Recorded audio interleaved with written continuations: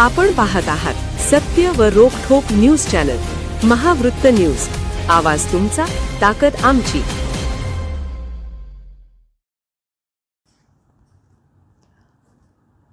गोकुळ दूध संघाच्या Kolhapur ice, Gokul milk supplier, Gayatri cold स्टोरेजच्या व्यवहारांची माहिती द्या. सभासद संघाची संस्थाची गोकुळ प्रशासनाकडे मागणी. अदा झालेल्या रकमेसह सालनिहाय सविस्तर माहिती द्या. गोकुळ दूध संघाच्या मुंबईतील पॅकिंग वितरण व्यवस्थेसाठी Kolhapur ice and cold storage, पुण्यातील वितरण व्यवस्थेसाठी गोकुळ मिल्क सप्लायर, पुण्यातील पॅकिंग ठेका असलेल्या गायत्री कोल्ड स्टोरेज हे ठेके असलेल्या कंपन्यांची सविस्तर माहिती द्या, अशी मागणी गोकुळ दूध संघाच्या सभासद संस्थांनी केली आहे. गोकुळ दूध संघाच्या सभासद संस्थांच्या प्रतिनिधींनी दूध संघाच्या गोकुळ शिरगाव येथील प्रकल्प स्थळावर यांची भेट घेतली. यावेळी सह्या केलेले निवेदन मुख्य प्रशासक संजय कुमार सुद्रिक, प्रशासकीय मंडळातील सदस्य प्रदीप मालगावे, सुनील धायगुडे, सागर बलकवडे, चंद्रकांत परुळकर यांच्याकडे दिले.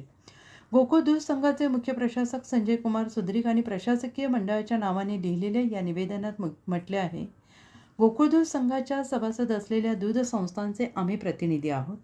गोकुळ दूध संघाच्या मुंबई येथील पॅकिंग वितरण व्यवस्थेसाठी काम करत असलेल्या Kolhapur ice and cold storage, Pune येथील वितरण व्यवस्थेसाठी असलेल्या गोकुळ मिल्क सप्लायर या वितरण व्यवस्था यंत्रणेची आणि गोकुळ दूध संघाच्या पुणे येथील पॅकिंग ठेका असणारे गायत्री कोल्ड स्टोरेज ही फर्म यांची सविस्तर माहिती तातडीनं द्या.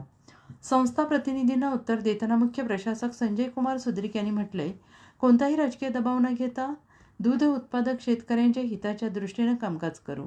संस्था प्रतिनिधींनी या निवेदनाद्वारे मागितलेली माहिती लवकरात लवकर देण्याचा आम्ही प्रयत्न करू.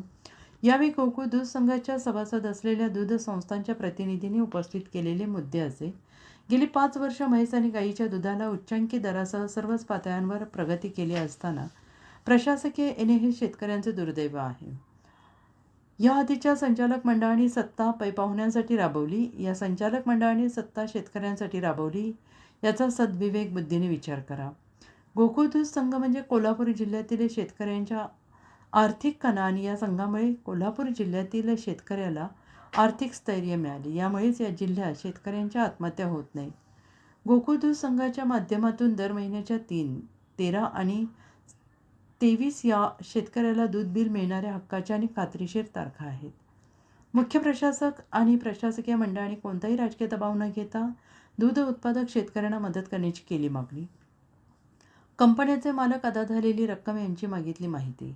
गोकुळ दूध संघाच्या सभासद असलेल्या संस्था प्रतिनिधींनी निवेदनाद्वारे ठेकेदार कंपन्यांच्या मालकांची नावे, ठेके कधीपासून सुरू झाले, सदर कंपन्यांकडे त्यांच्या कामापोटी किती रक्कम अदा झाली याची सालनिहाय सविस्तर माहिती मागितली आहे. गोकुळ दूध संघाच्या सभासद संस्थांच्या प्रतिनिधींनी गोकुळ दूध संघाचे मुख्य प्रशासक संजय कुमार सुद्रिक आणि प्रशासकीय मंडळाकडे सविस्तर माहिती निवेदनाद्वारे मागितली आहे. महावृत्त न्यूज चॅनलला लाईक करा, शेअर करा आणि सबस्क्राईब करा.